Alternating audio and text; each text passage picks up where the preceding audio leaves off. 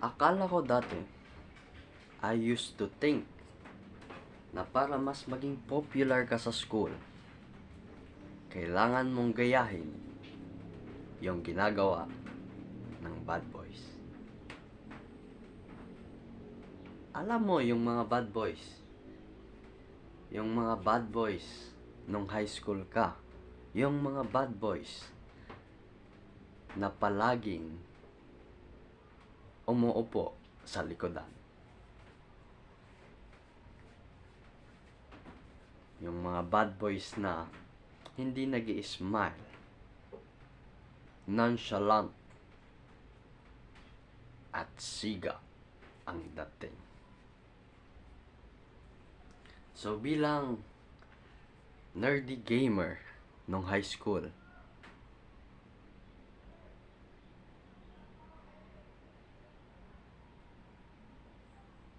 na nagtatry baguhin ang social life ko,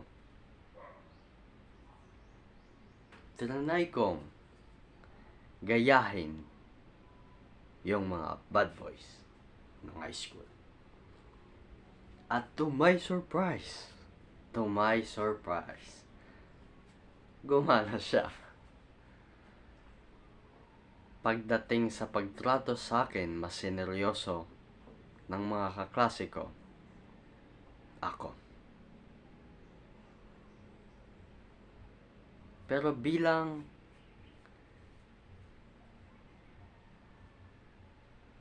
sa pag-aak ng pagiging bad boy, ay may limit din siya. Yung nagbago talaga ng buhay ko pagdating sa social life as an introvert ay pag-i-smile.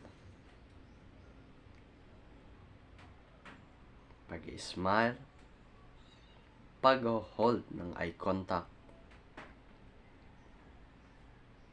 at pag-greet sa mga classmates ko.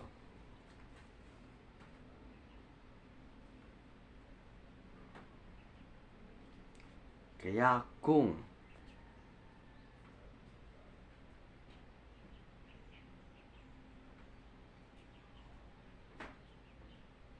nahihirapan kang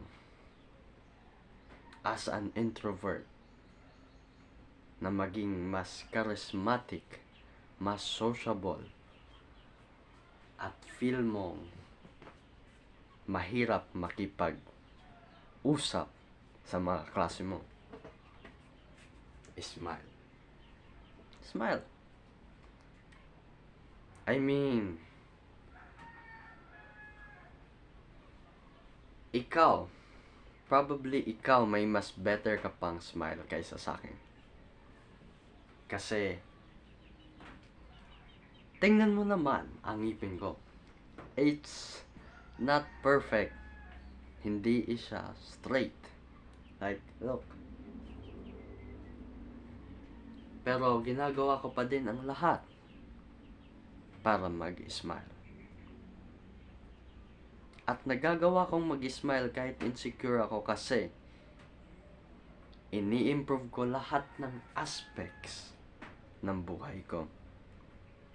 Kaya nakakakuha ako ng confidence, ng self-esteem, at nababawasan yung pagka-insecure ko dahil pinag-iigihan kong i-improve ang sarili ko. At kaya naman na naging successful ako sa pagiging mas charismatic bilang as an introvert. Kasi behind the scenes, 5 years. Yes, 5 years kong pinag-igihan ang pagiging mas charismatic. 5 years kong pinag-igihan ang pag-workout, pag-i-improve ng katawan ko.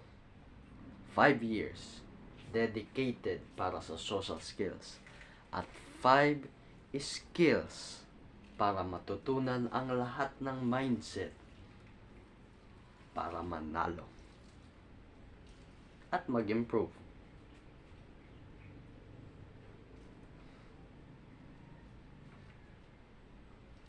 Kasi sa dulo, hindi mo mararegret yung mga bagay na hindi mo ginawa. I mean, yung ginawa mo. Ang mararegret mo ay hindi mo ginawa ang lahat para i-improve ang sarili mo. Hindi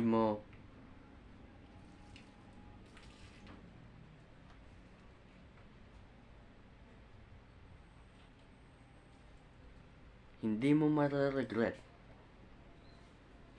na nag-start ka mag-improve.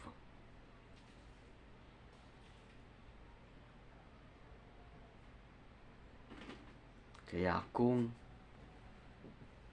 kung introverted nerdy gamer ka ngayon,